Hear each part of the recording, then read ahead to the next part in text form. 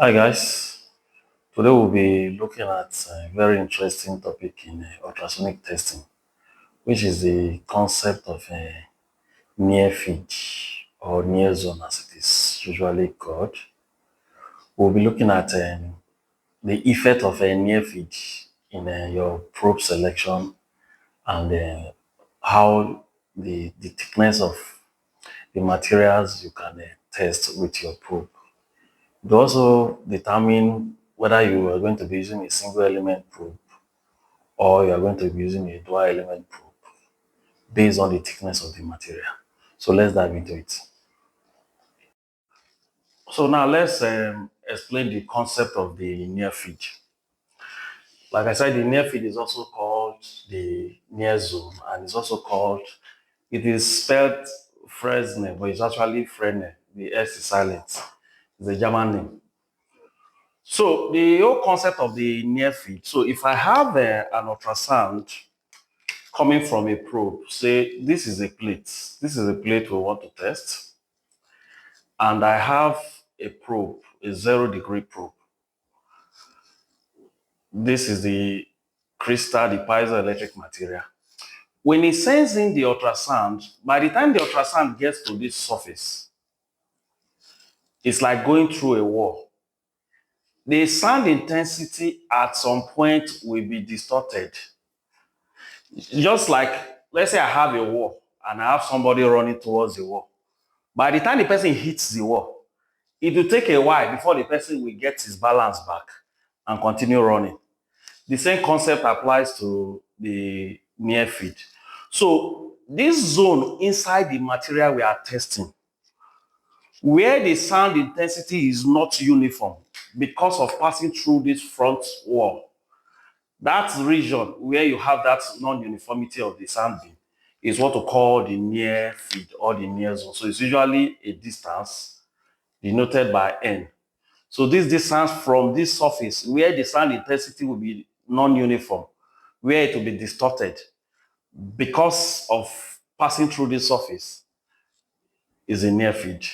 The near field has a lot of implication when you perform ultrasonic testing because at that point, when the intensity is very, very, very um, poor because of the distortion. Because of this distortion, now, if I have,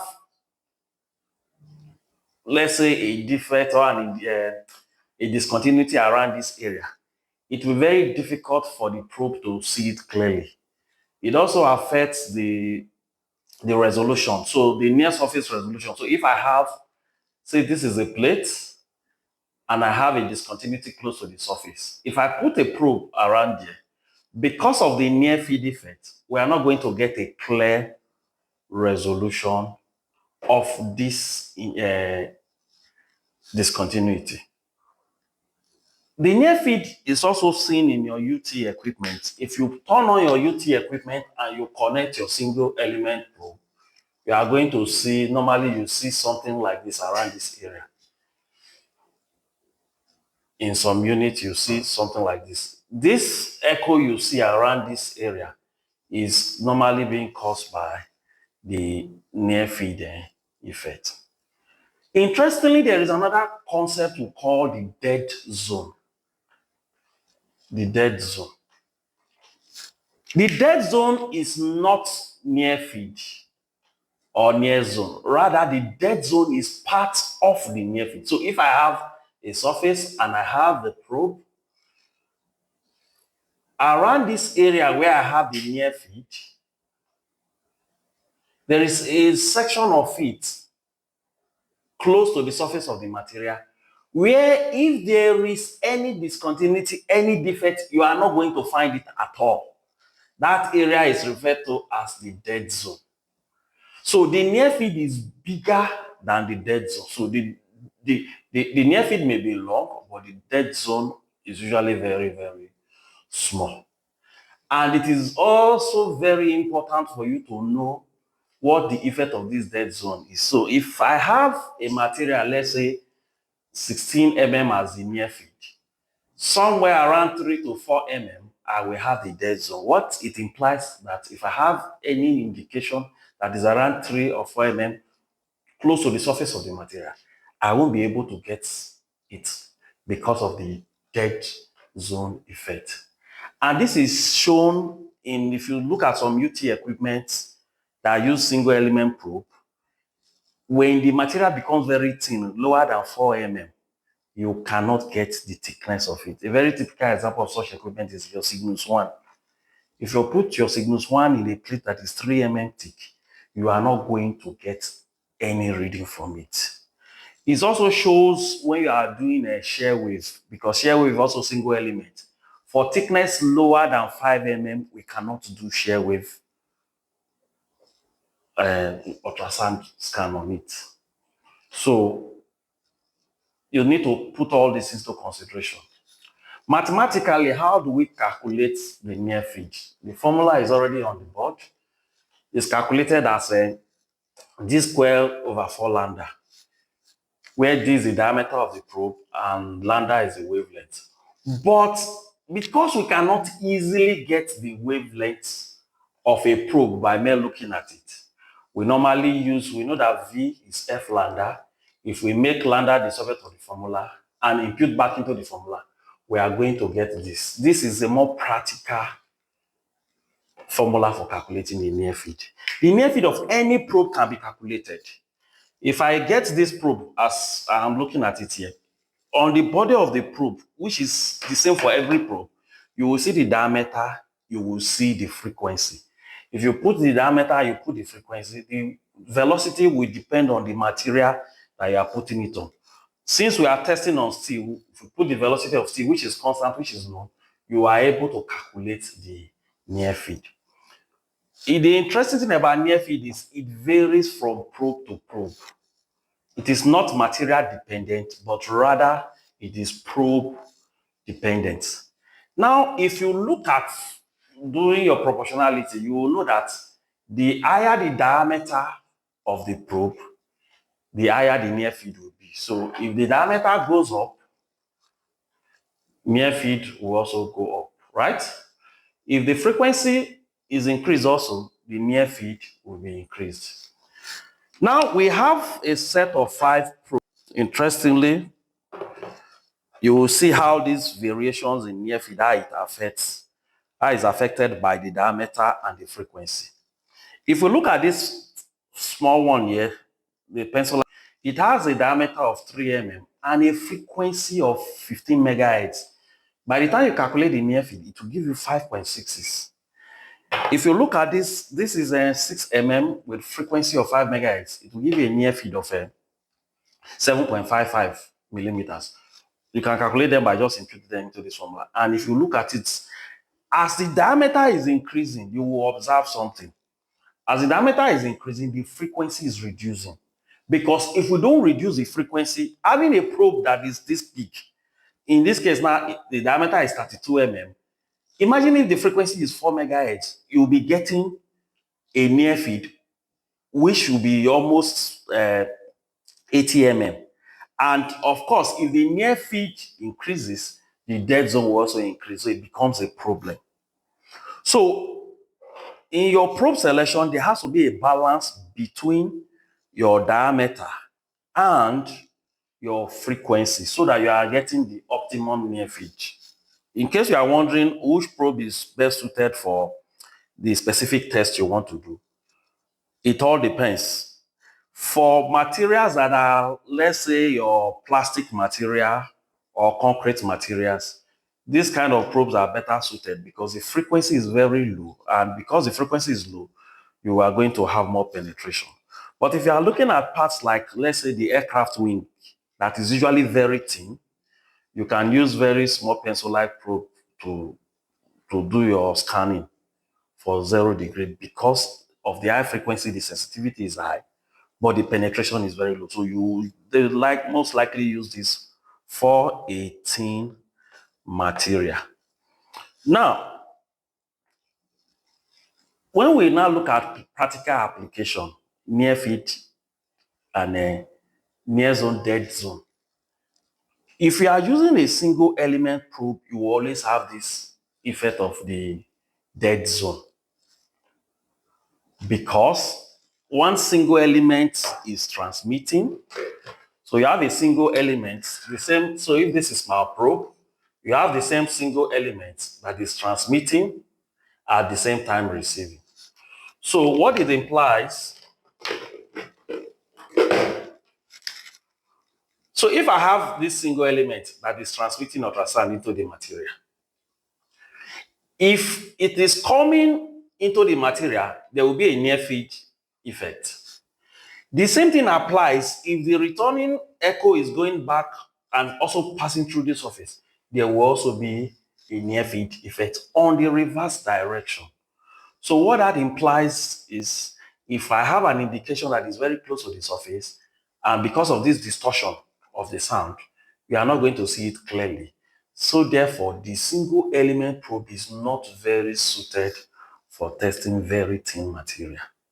So that brings us to the question: how do we eliminate the dead zone near field effect? One of the methods is one, you use small diameter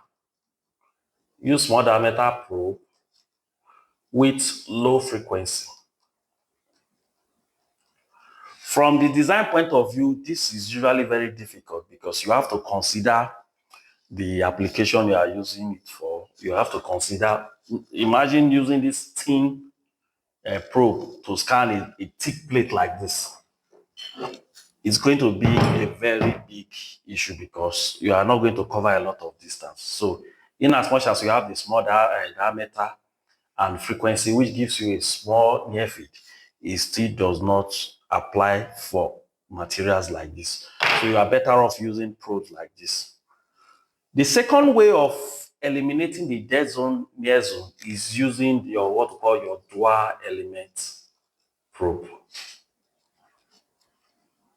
Using a dual element probe, you are able to eliminate this whole near field issue because if I have two crystal, one transmitting, whatever happens to this does not affect the one receiving because the one transmitting will be having that effect of the near field and the one receiving will automatically cancel it out. So using dual element probe, we eliminate the near field dead zone effect.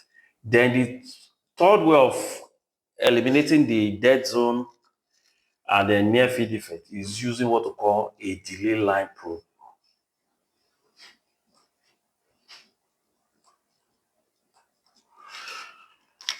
This is an example of a delay. If you look at this, this is a perspex material that is added to this probe. So what it basically does is, because by the time the sound passes through the crystal, which is on the face of it, and you have the near field effect, by the time it crosses and goes through this delay, a lot of the near zone and dead zone effect would have been cancelled out. We have different sizes of delay lines. Some are even pretty longer. So if we are testing materials that are light, like aircraft wings that are like 2 mm, 2 mm thick, 3 mm thick maximum sometimes, using your normal probe is not going to give you the result you want. So you need to use your delay line probe so that a very good proportion of the sound would have been taken out in terms of the near zone effect before it is transmitted to the material. So using any of these three, this is not very practicable. This other two is very, very practicable. So if I have this is a dual element probe, it will automatically cancel the dead zone effect. Even though there is near field, the near field does not affect the thickness that you get. So that is just the concept. So let's put some practical demonstration to this. If we want to determine the dead zone of a probe, this block has 2 points by design for determining the dead zone of a probe. If you look at the edges of the inserts, for this round inserts, perspex inserts, This point here is a 5 mm thick. If the dead zone of a probe is less than 5 mm, you get a backward from that point. This other point is 10 mm thick. If the dead zone of the probe is within 10 mm, you are going to get a backward. Now, looking at this probe I'm holding in my hands, you will see that the near field is 7.55, which means the dead zone should be within that distance of 7.5. It could be 7, it could be 5, it could be 4. But to confirm it, we need to put it at these two edges. If it is less than 5 mm, you are not going to get a backward on that point. For majority of the probes that are usually available for UT, like this one, the dead zone is usually between 5 to 10 mm by design. If we check the probe now, you will see that at this point now, putting the probe at this edge, you will see that there is no backward echo. There is no backward coming from this edge. This is because the dead zone of this probe is greater than 5 mm. So you are not going to get a backward. What this implies that if there is a defect or indication around that point, you will not get. But if we try this other end, you will see the backward echo coming out at this point, which indicates that the dead zone of this probe is greater than 5 mm, but less than 10 mm. So you need to consider the dead zone by checking these 2 points, both the 5 mm and then the 10 mm point for each probe, as you are doing with this probe now. That way you can easily determine the dead zone of a probe, which will help you when you are determining the probe you are using for your UT test. For a bigger probe like this, you can see that the near field is 21.47 mm. The dead zone may be way lower than this value. So just the same way you did for the smaller probe, you still have to determine the dead zone despite the near field value. If we turn on our UT machine and we connect the single element probe, as you look at the screen of the machine at the beginning, at this point now that I'm touching, you will see this echo, which we call the initial bank. It's as a result of the dead zone effect.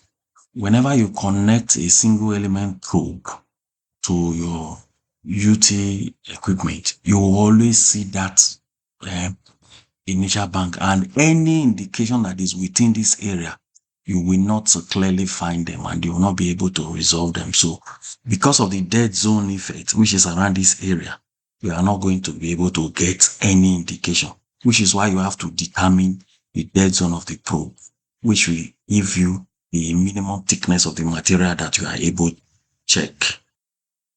One of the ways of eliminating this dead zone effect is using our dual element probe. So if you look at this probe now, it has 2 elements, and you will see that we've completely eliminated the dead zone effect. That is why if you want to test for very thin material and eliminate the dead zone, you need to use your dual element probe, because you don't have to worry about the effect of the dead zone in your test. Another way of eliminating the dead zone effect is the use of the delay line probe.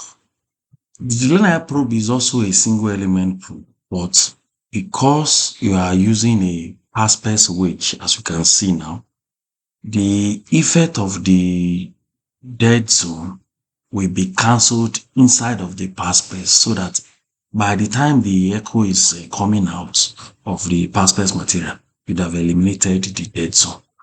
But the pass space material which produces a delay will always give an indication. As you can see on the screen at this point, you can see that there is one permanent indication coming out at this point. This is a reflection from the back of the pass material. So when you are calibrating, you need to set your delay so that you are able to eliminate the effect of your pass wedge. So you need to play around with your delay.